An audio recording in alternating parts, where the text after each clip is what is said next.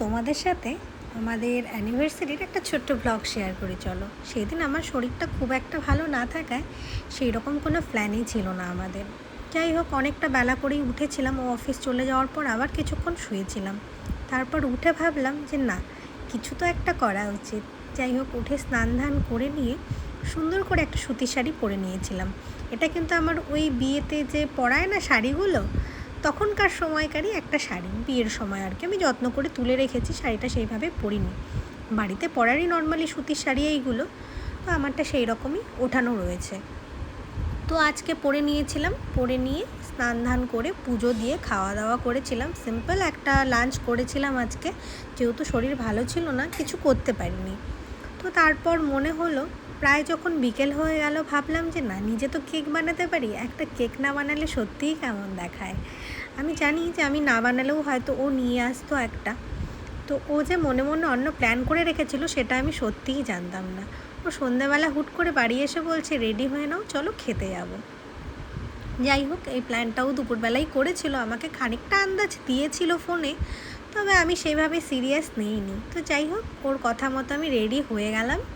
হয়ে নিয়ে প্রথমেই আমরা মন্দিরে গেছিলাম, যেহেতু সকালে ওর অফিস ছিল, আমরা মন্দিরে যেতে পাইনি। সেই কারণে সন্ধেবেলা দুজনে একসাথে মন্দিরে গিয়ে ঠাকুরের দর্শন করে তারপর আমরা চলে গেছিলাম একটা সুন্দর জায়গায় খেতে, যেখানে খেতে যাওয়ার ইচ্ছে বরাবরই ওর আমার দুজনেরই ছিল, অনেক দিন ধরেই। তো যাই হোক, সেই রকমভাবেই চলে গেলাম দুজনে সিক্স বালিগঞ্জ প্লেসে। তো গিয়েই তো প্রথমে ঢুকে দেখলাম ভীষণই ভালো অ্যাম্বিয়েন্স ওদের। তো সেই রকমই 4-5টার একটু ভিডিও করে নিলাম। সত্যি কথা বলতে, সেখানে গিয়ে চারপাশটা এত সুন্দর সাজানো গোছানো দেখে আমার ভীষণই ভালো লেগেছিল। তার ওপর তাদের এই প্লেটগুলো দেখুন কি সুন্দর। আমার কিন্তু সত্যি কথা বলতে চারপাশের অ্যাম্বিয়েন্স বলো, সেখানকার খাওয়া দাওয়া বলো, ভীষণই ভালো লেগেছিল।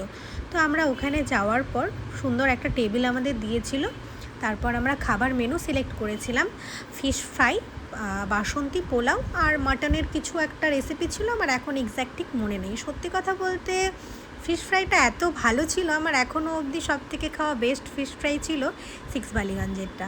আমি হয়তো খুব বেশি জায়গায় খাইনি, তবে যে কয় জায়গায় খেয়েছি তার মধ্যে এটা আমার বেস্ট লেগেছে। আর তারপর আমরা অর্ডার করতে চেয়েছিলাম আরও কিছু, যার কারণে আমরা আলু ভাজাটাও অর্ডার করেছিলাম, যে ভাত ডাল কিছু একটা নেব। আমার এই জিনিসটা খুব ভালো লাগলো, সেখান থেকে ওরা বলে দিল যে স্যার আপনারা খেতে পারবেন না। যাই হোক, ওরা যে এটা আমাদের সাজেস্ট করেছিল, এতে দেখলাম হ্যাঁ সত্যিই তাই। আমরা মাটন আর পোলাওটা যে নিয়েছিলাম, তারপরে সত্যি আমাদের খাওয়ার মতো পেটে আর কোনো জায়গা থাকতো না। আমরা নিয়ে নিলেও হয়তো সেই খাবারগুলো ওয়েস্ট হতো। তো যাই হোক, আমার বরের খুব পছন্দ আলু ভাজা, সেই কারণে আমরা সেটা নিয়েছিলাম। তো পোলাও আর বাসন্তী পোলাও আর মাটন কষা দুটোই খুবই ভালো ছিল। মাটনের কোয়ালিটি তো ভীষণই ভালো ছিল, কি বলবো, প্লাস খেতেও ভীষণ ভালো হয়েছিল। আর এখানকার খাবার দাবার ভীষণই লাইট, তো সেই কারণে যদি একটু বেশিও খাওয়া হয়ে যায় তাতে কিন্তু কোনো অসুবিধা হওয়ার কোনো কথাই নয়। আমার এক কথায় পোলাওটা বা মাটনটা খুবই ভালো লেগেছিল। খাওয়া দাওয়া কমপ্লিট করে তো বিলটা আমি নিয়েছিলাম দেখার জন্য, তো ও আমাকে আবার ইয়ার্কি করে বলছিল যে তুমি তাহলে দিয়ে দেবে। আমি আবার হেসে উড়িয়ে ওর দিকে দিয়ে দিলাম। যাই হোক, আমরা বিল ডান করে চারপাশটা সুন্দর একটা ভিডিও নিয়ে, চারপাশটার যেহেতু অ্যাম্বিয়েন্স খুবই ভালো ছিল, আর খুব একটা যে ভিড় সেই দিন ছিল আমি সেটা বলবো না, একটু ফাঁকাই ছিল। আর সামনের দিকে কিছু লোক বসে খাওয়া দাওয়া করছিল, তো সেই কারণে আমি চারপাশটা সুন্দর করে ভিডিও করতে পেরেছিলাম, যতটুকু পেরেছি আর কি। তো করে নিয়ে আমরা বেরোনোর সময় একটু মুখশুদ্ধি খেয়ে নিয়ে ওখান থেকে বেরিয়ে গেছিলাম। বেরিয়ে বাইরে কয়েকটা ও আমার ফটো তুলে দিয়েছিল, যেহেতু আমাদের যেতে যেতে অনেকটা লেট হয়ে গেছিলো, সেই কারণে যাওয়ার সময় কোনো ফটো তোলা হয়নি। আমি বলছিলাম খেতে আসলাম যেহেতু, দুটো ফটো তুলে নিই যাতে তোমাদের সাথে শেয়ার করতে পারি। যাই হোক, সেই মতনই আমরা দুটো ফটো তুলে সেখান থেকে বেরিয়ে এসেছি। আর জানো তো, এই যে আমাদের অ্যানিভার্সারি উপলক্ষে আমরা না এখনও অবধি কোনো কেক কাটিনি। তার জন্য আমি ভেবে রেখেছিলাম, ওই যে বিকেলে একটা কেক বানিয়েছিলাম, ওটাকে বাড়িতে গিয়ে ডেকোরেশন করব।